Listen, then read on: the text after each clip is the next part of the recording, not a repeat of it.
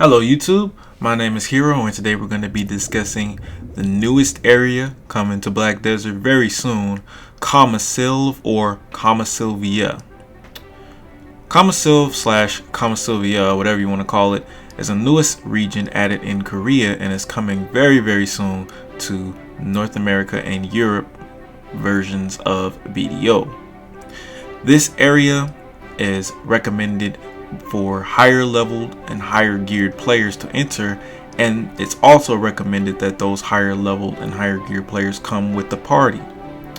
There are a lot of incentives to go to Kamasilve, and there are a lot of incentives not to go to Kamasilve, which is kind of been a problem in Black Desert. They really have an issue with expanding the world, but also making you want to go explore that expansion other than just out of pure curiosity. This region does seem quite interesting though. It's actually much different than every other area before it. Not in terms of landscape or anything like that, but in terms of the way it is set up. Now, of course, there will be new dailies for you to do, some that offer you actually memory fragments as rewards, which is really nice. There's going to be a lot of group-oriented things to do in this area. The monsters are extremely tanky and do a lot of damage. However, you will also be able to get a lot of loot and quote-unquote EXP from this area as well. Kamasilve supposedly makes it very easy to level up to level 61 in comparison to how Pirates is right now, which is the best leveling area in the game. So this beats the best leveling area in the game, but only in a group.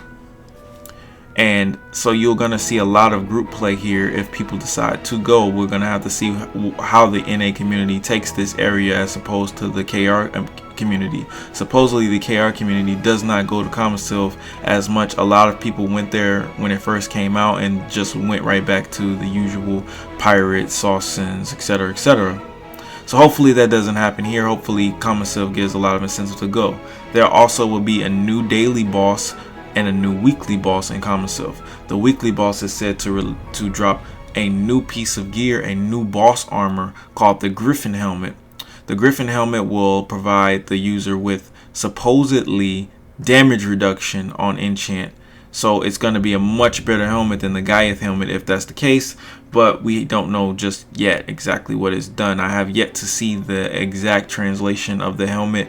All we have is a Korean screenshot, and we don't have actual in-game model of it yet either. So supposedly it's not even really released yet. No one really knows. Maybe no one's gotten it yet. We don't know for sure.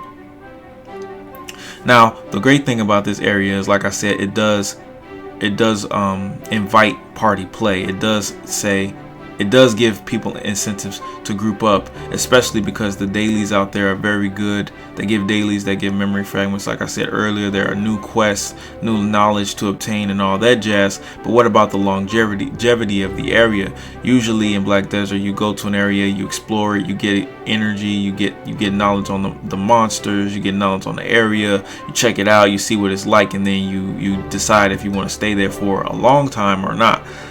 In Valencia, that was the case, and for the most part, most people don't go to Valencia unless it's to farm for specific things. Like, for example, if you're to want to farm crescent rings or scrolls for memory fragments, or maybe basilisk belts, which isn't even really the desert, but still is Valencia. That's usually the reason why people go to Valencia. They don't go to Valencia for group PvE play unless it is to Akhman or something like that, which is one of the dungeons inside of the desert that you can teleport to. Kamasilve has areas like Akhman in terms of difficulty, but you don't have to teleport to them or find a teleport to get there. You just have to go and grind, which is why a lot of people who would go to Akhman, those Akhman groups, would rather just go to Kamasilve. It's a lot more convenient that way. That being said, there are some monsters in Kamasilve that are even so strong that this level 61 blader sees them as a threat. His black spirit is telling him that these enemies are too strong, please go away, and he is level 61. So what level are these guys? Wow. yeah, this is pretty crazy.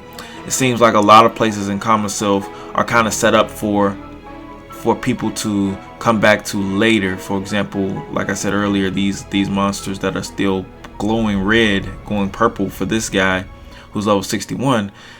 That means that they are so strong that maybe further content that's coming out in the future will be something that that will be weaker than these guys, and then you can come back later. Maybe these are level 70 mobs that you have to grind or something like that.